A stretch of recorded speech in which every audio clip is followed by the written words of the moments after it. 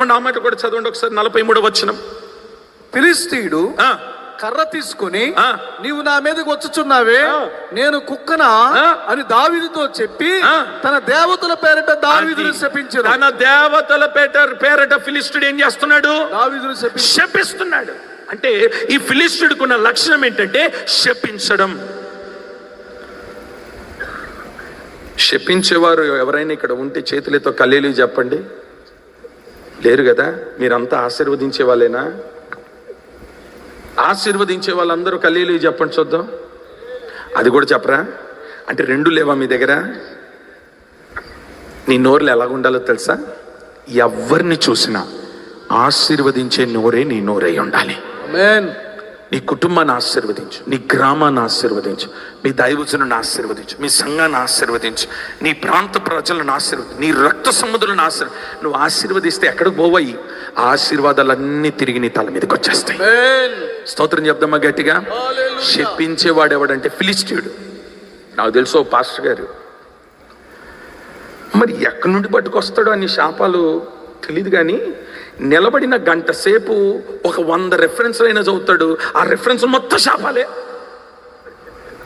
అటు భార్యను చెప్పిస్తాడు, భర్తను చెప్పిస్తాడు, పిల్లల్ని చెప్పిస్తాడు, సంఘాన్ని చెప్పిస్తాడు, కుటుంబాన్ని చెప్పిస్తాడు, ఊరిని కూడా చెప్పిస్తాడు. విచిత్రం ఏంటంటే ఆడి 85 సంవత్సరాలు బతికే ఉన్నాడండి. ఇంకా మరి ఎలా బతుకున్నాడు అర్థం కదే. మొన్న ఈ మధ్య చనిపోయినాడు. శాపం, ఎప్పుడు చూడు శాపం, ఎప్పుడు చూడు చెప్పించడమే. మనం ఇంటికి పిలిచి కడుపు నిండి అన్నం పెడతామా? కడుపు నిండి తిన్న తర్వాత మనం ఏం చేస్తాం? ప్రభు మిమ్మల్ని ఆశీర్వదించును గాక అంటాం. ఏం మాట వరుసకైనా అనాలి కదా? అనడు. నువ్వు నాశనం అయిపోతావు అనేసి వెళ్ళిపోతాడు. దేవుని మహాకృపాడి ఎన్నిసార్లు చెప్పించినాడు, అన్నిసార్లు ఆశీర్వాదాలు వచ్చినాయండి మాకు. స్తోత్రం చెప్దామా గట్టిగా? హల్లెలూయా. డబ్బు తీసుకున్నాడు, ఇంట్లో పెట్టినాడు సంచి, తిన్నగా కొండ మీదకి ఎక్కినాడు, రాజు పక్కన నిలబడ్డాడు. చెప్పయ్యా, ఎవరిని చెప్పించమంటావు? ఇగో వాళ్ళని చెప్పించు అంటున్నాడు. వీడు అంటుంటే నోరు తెరిచి చెప్పించడానికి నోరు విప్పినాడు. పక్కనే ఆయన నిలబడ్డరే.